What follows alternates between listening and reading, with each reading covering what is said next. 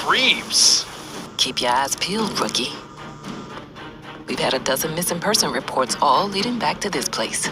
Shouldn't we have more backup then? Oh, I don't think that's going to be necessary. What the? What are you? Hold your fire, rookie. She's right. Put that thing away, and I might just let you live. Ma'am, we're with Bloxburg PD. I'd like you to calmly back away from that officer. Now.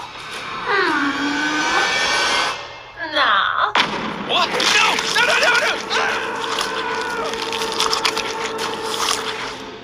No! Rookie!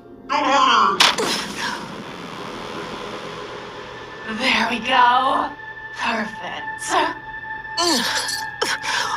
What is happening? What is this thing? Only the most remarkable invention of all time. It's what turned me into the beautiful specimen you see before you now. You mean, you weren't always like that?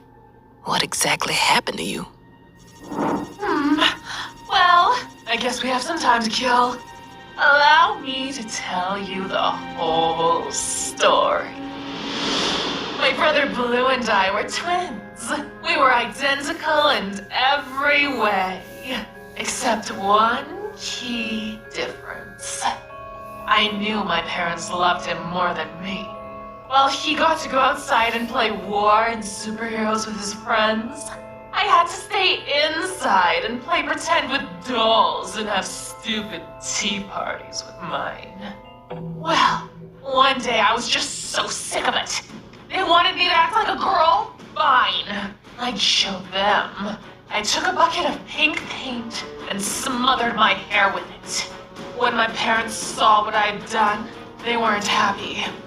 Unfortunately, it was clear that my little act of rebellion furthered the gap between us. I ended up keeping the pink hair, now trying to distance myself from my perfect twin brother as much as possible. I say perfect like that because to the outside world, he really did seem that way. In grades, sports, everything. I grew to resent him. Everything in life seemed to work out for my brother, through no effort of his own, while he barely steadied, goofing off and playing video games with his friends instead. I worked my butt off. It wasn't fair. Despite this, I ended up getting accepted to college. The years of not trying finally caught up to my brother, however, and he couldn't get in himself.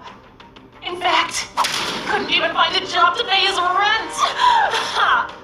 My parents hated me for it. How could I be so cruel to their beloved son?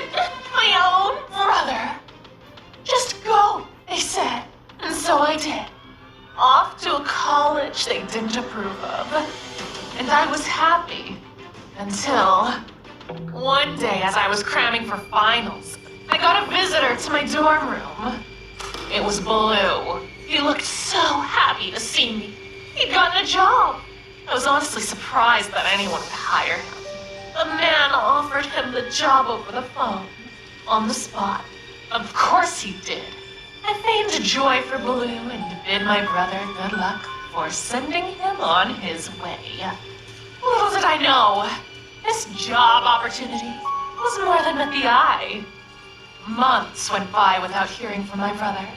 And I admit, I even started getting a little worried. Up until I got a phone call from my parents. My brother had gone missing. He never returned from his first day on the job, and no one had seen him for months. Apparently, he didn't tell anyone about where he was working. That is, except for me. The bond between twins is strong, even if they hate each other. So I knew I had to look for him. I arrived at the building he'd gushed about all those months earlier, the Rainbow Friends Playplace. It seemed like a joke to me.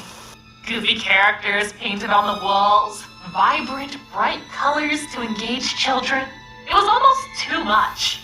But there was something off-putting about its deserted halls as well. Something had happened there. Something bad, and recently too, by the look of things. I readied myself to leave when I came face to face with my brother. Only, he wasn't my brother. Leave! No! I ran and didn't stop running until I found myself in the very room we're in now. There stood another man, a scientist by the look of him. I thought I was safe from my nightmare before the man turned around and revealed that he was a monster too. As he approached, I stumbled backwards, directly into this machine. It was a painful experience. Changing your body's entire composition is no walk in the park. Although, you'll be finding that out soon enough. Anyways, after the smoke had cleared, I stepped forward and I could tell something had changed about me. I tried to look down at my hands, only to realize that I couldn't. I didn't have any. Thankfully, Scientist Red was there to calm me down. He explained that I was hand-chosen to join the Rainbow Friends. That he knew my family were total jerks. And that his was too. We bonded. And I was happy to find some semblance of belonging. Who wasn't happy, however, was Blue. He entered the lab in a huff and shouted something unintelligible at us both. Red thought I could use some training with my new body. I happily obliged. I was winning. I was beating my brother at something. Not so perfect now, are ya? I thought. But something seemed off. I could tell he was holding me back.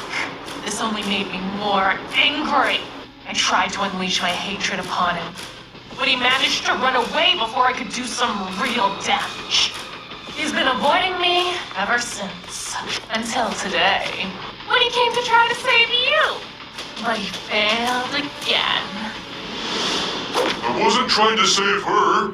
I was trying to save you. From yourself. As if. You always hated me. Treated me like garbage. You thought you were better than me. You never let me have anything for myself.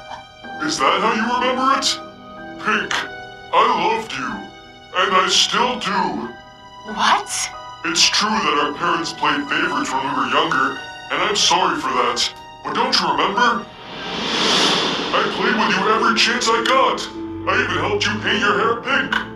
Later, I knew you were struggling in school, so I helped you study.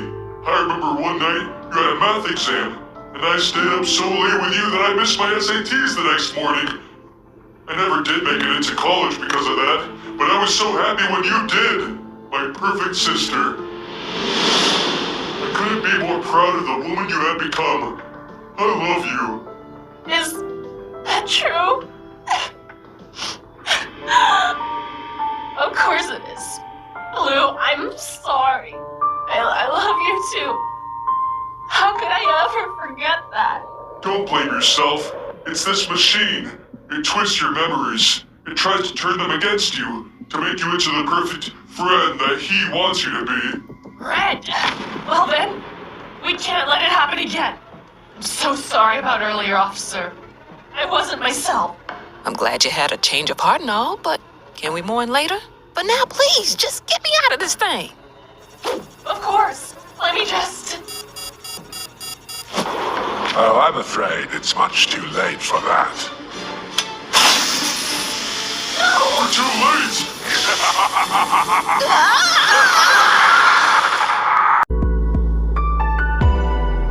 まあまあだった。